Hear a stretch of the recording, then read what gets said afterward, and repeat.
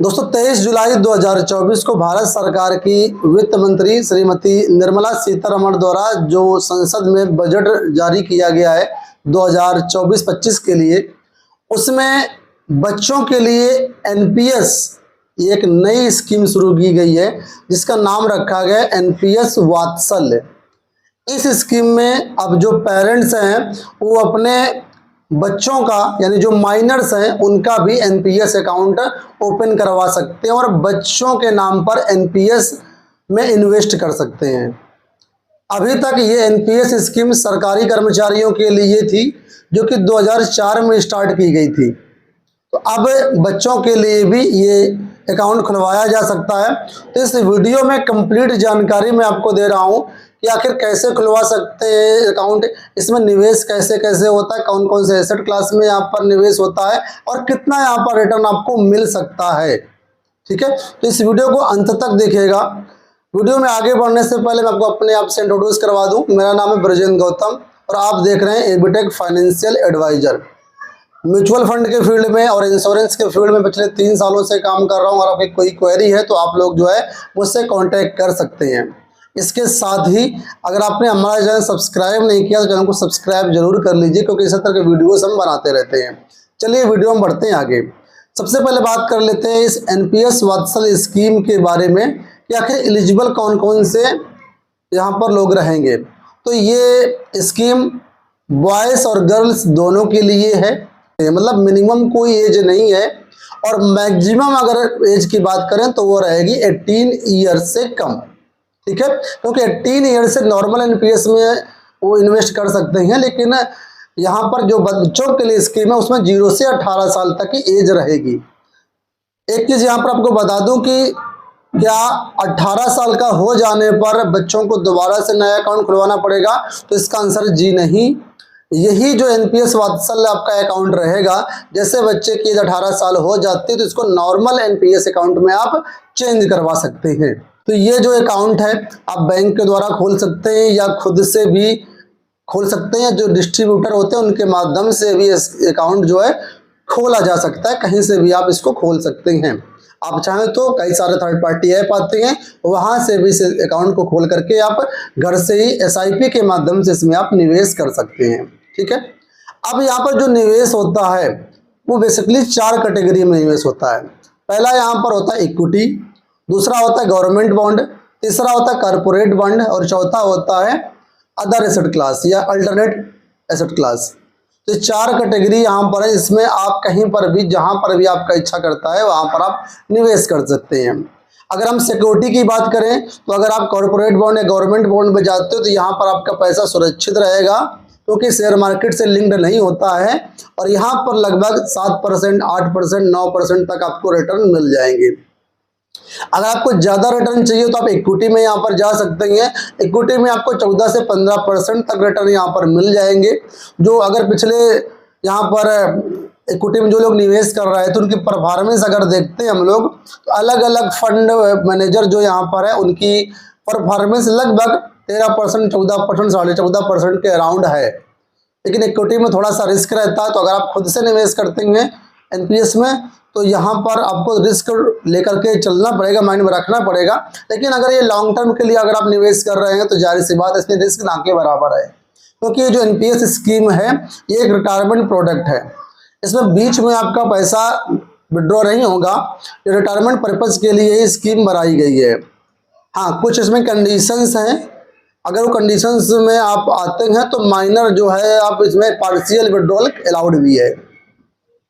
हो सकता है आगे चल करके इसमें और भी जो विड्रॉल्स अलाउड हों। ठीक है, तो ये बात आपको समझ में आ गई। अब यहाँ पर हम बात कर लेते हैं कि आखिर किस में हमको निवेश करना चाहिए, कौन सा एसेट क्लास चुनना चाहिए। तो जहाँ तक मुझे लगता है कि जैसा कि मैंने बताया ये एक रिटायरमेंट प्रोडक्ट है, इसमें बच्चा या कोई भी जो एनपीएस में निवेश करता है जब 60 इयर्स का हो जाएगा उसी समय जो है कंप्लीटली यहाँ पर जो है आप विड्रॉल कर सकते हैं। कंप्लीटली विड्रॉल का यहाँ पर मेरा मतलब ये है कि इसमें मैक्सिमम एनपीएस में 60% पैसा जो होगा, जो भी कॉर्पस आपका बनेगा 60 की एज में 60% आप उस कॉर्पस को विड्रॉल कर सकते हैं, बैंक अकाउंट में ले सकते हैं। जो 40% पैसा होता है जो फंड होगा आपका, उसको आपको यहाँ पर एन्युटी लेनी पड़ेगी। एन्युटी का मतलब होता है पेंशन लेना पड़ेगा। तो जितना ज़्यादा आप निवेश करेंगे, जितना ज़्यादा आपका कार्पस बन जाएगा, उतना आपको लास्ट में पेंशन ज़्यादा मिलेगी, क्योंकि 40% मिनिमम की पेंशन लेना अनिवार्य है। आप चाहें तो 100% की भी पेंशन ले सकते हैं, लेकिन 60% से ज़्यादा आप कैश विड्रॉल नहीं कर सकते हैं। ठीक है, तो ये बात समझ में आ गई।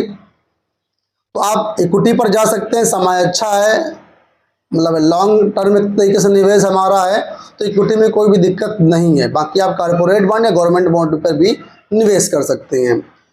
अब यहाँ पर हम बात कर लेते हैं कि जो आप एनपीएस में निवेश करेंगे, ये पैसा किसके पास जाएगा, इसको कौन कंट्रोल करता है, रेगुलेट होता है या नहीं होता। तो आपको बता दें, जिस तरीके से बैंकों को रेगुलेट करने के लिए आरबीआई है, इंश्योरेंस कंपनी को रेगुलेट करने के लिए आईआरडीए है, उसी तरीके से यहाँ पर इस पेंशन फंड को रेगुलेट करने के लिए यहाँ पर पीएफआरडीए होता है, जो कि सभी प्रकार की निगरानी और कंट्रोल रखता है। किसी प्रकार से यहाँ पर कोई दिक्कत नहीं है, गवर्नमेंट रेगुलेटेड प्रोडक्ट है, तो बिल्कुल सेफ आप समझ सकते हैं यहाँ पर।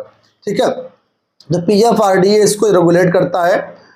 2004 में स्कीम लॉन्च की गई थी, तब यहाँ पर बहुत गिने चुने फंड मैनेजर थे, जैसे कि एलआईसी, यूटीआई या एसबीआई। लेकिन अब वर्तमान में कई सारे फंड मैनेजर आ चुके हैं।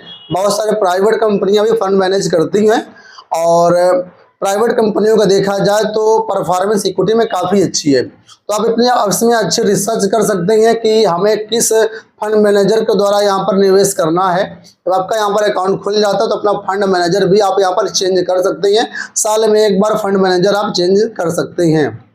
ठीक है, तो अगर आप इसके बारे में जानना चाहते हैं कि बेस्ट फंड मैनेजर कौन है और किस फंड मैनेजर के पास हमें इसमें इन्वेस्ट करना चाहिए, तो आप कमेंट बॉक्स बताइए कि इसके एक सेपरेट वीडियो में बना दूंगा। ठीक है, फिलहाल अगर गवर्नमेंट की बात करें तो यहाँ पर यूटीआई, एलआईसी और एसबीआई, ये 3 कंपनियां हैं, 3 हैं संस्थाएं जो कि गवर्नमेंट के अंतर्गत आती हैं, और ये आपके पैसे को मैनेज करती हैं और अच्छा खासा रिटर्न देती हैं। यहाँ पर प्राइवेट में आईसीआईसीआई हो गया, एचडीएफसी हो गया, आदित्य बिरला हो गया, टाटा हो गया, और बहुत सारी यहाँ पर कंपनियां हैं जो फंड मैनेज करती हैं। आप इनकी परफॉर्मेंस देख करके अपना कोई भी फंड मैनेजर आप चुन सकते हैं। ठीक है, तो ये बातें हो गई। अब बात कर लेते हैं इसमें मिनिमम कितना निवेश जरूरी है। तो यहाँ पर एनपीएस अकाउंट 2 तरीके से होते हैं। एक होता है टीयर 1 जो कि एक पेंशन अकाउंट होता है, दूसरा टीयर 2 जो कि एक वॉलंटरी अकाउंट होता है। तो टीयर 1 अकाउंट में जो पैसा आप निवेश करते हैं, ठीक है, वो आपको 60 की एज में ही मेच्योरिटी के समय मिलेगा। और यहाँ पर जो है मिनिमम 500 रुपये एक वित्तीय वर्ष में निवेश करना जरूरी है। वहीं पर जो टीयर 2 अकाउंट होता है, ये एडिशनल अकाउंट होता है। आप चाहें तो इसको ओपन करा सकते हैं, नहीं चाहें तो नहीं भी करा सकते हैं। इसमें मिनिमम 1000 रुपये एक वित्तीय वर्ष में आपको निवेश करना जरूरी है। तो आप सुविधा के अनुसार जितना चाहें उतना यहाँ पर निवेश कर सकते हैं। मैक्सिमम की कोई लिमिट नहीं है, मिनिमम की यहाँ पर लिमिट है। टीयर 1 में 500 रुपये और टीयर 2 में 1000 रुपये। ठीक है, अब यहाँ पर एक एग्जाम्पल देता हूँ कि अगर यहाँ पर आप 10,000 रुपये के एसआईपी करते हैं इसमें, और 15 साल के लिए एसआईपी करते हैं, तो आपको कितना पैसा बन जाएगा। तो देखिए, अगर आप 10,000 रुपये पर मंथ की यहाँ पर एसआईपी करते हैं और 15 साल के लिए यहाँ पर आप निवेश करते हैं, तो यहाँ पर कुल मिलाकर के अगर हम मान लें कि लगभग 14.5% का रिटर्न मिलता है, तो 15 साल बाद आपके पास 63 लाख रुपए का यहाँ पर कार्पस बन जाएगा। लगभग 63 लाख रुपए आपके पास या आपके बच्चे के पास होगा। ठीक है, तो जब बच्चा 18 साल का होगा तब तक उसके पास अच्छा खासा कार्पस बन जाएगा। उसको ज़रूरत पड़ने पर पार्शियल विड्रॉल कर सकते हैं, है ना। तो आपको कोई दिक्कत नहीं होगी। बच्चे को भी अगर ज़रूरत पड़ती है किसी काम के लिए तो वहाँ से पैसा निकाला जा सकता है। और आगे चल करके इसमें और भी कई सारे चेंजेस वगैरह होंगे, तो हो सकता है विड्रॉल की फैसिलिटी थोड़ा सा और इसमें अच्छी हो जाए। तो ये यहाँ पर चीज़ें हैं। अगर बात करें जो गवर्नमेंट की अन्य स्कीम है, जैसे कि पीपीएफ, एनएससी या और भी कई सारे स्कीमें होती हैं, उनसे बेटर है या नहीं है, तो आपको बता दें, यहाँ पर चूंकि इक्विटी में निवेश होता है तो जाहिर सी बात है रिटर्न आपको अच्छा मिल जाएगा। समय ज़्यादा रहेगा तो रिस्क यहाँ पर ना के बराबर है। ठीक है। तो आप निसंकोच इसमें आप निवेश कर सकते हैं। आप बैंक के माध्यम से या म्यूचुअल फंड डिस्ट्रीब्यूटर के माध्यम से या खुद थर्ड पार्टी ऐप के माध्यम से इसमें निवेश कर सकते हैं। आप हमारे माध्यम से भी इसमें आप निवेश कर सकते हैं। अगर आप हमारे माध्यम से इसमें निवेश करना चाहते हैं तो आप लोग हमें व्हाट्सअप कर सकते हैं। अभी ये केवल अनाउंसमेंट हुआ है, अभी इसमें निवेश स्टार्ट नहीं हुआ है। जैसे स्टार्ट होता है तो हम वीडियोस के माध्यम से आपको जो है अपडेट कर देंगे। अब जो लोग यहाँ पर टैक्स पर्पज से देखना चाहते हैं उनके लिए क्या बेनिफिट मैं आपको बता दूं। इसमें जितना भी पैसा आप निवेश करते हैं तो मैक्सिमम 1.5 लाख तक आप एफटीसी में इसको हर साल क्लेम कर सकते हैं, डिडक्शन ले सकते हैं। एफटीसी में 1.5 लाख की लिमिट होती है, उसका पूरा आप यूज कर सकते हैं।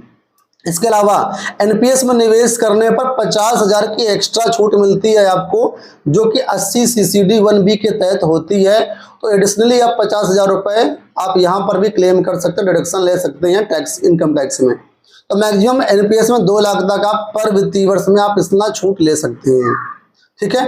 तो ये ओवरऑल चीज़ें मैंने बताई आपको एनपीएस के बारे में। मुझे उम्मीद है कि ये वीडियो आपको पसंद आया होगा। अगर वीडियो पसंद आया है तो वीडियो को आप लोग लाइक कर दीजिए, शेयर कर दीजिए, चैनल को सब्सक्राइब जरूर कर लीजिए। फिलहाल दोस्तों इस वीडियो में इतना ही, धन्यवाद।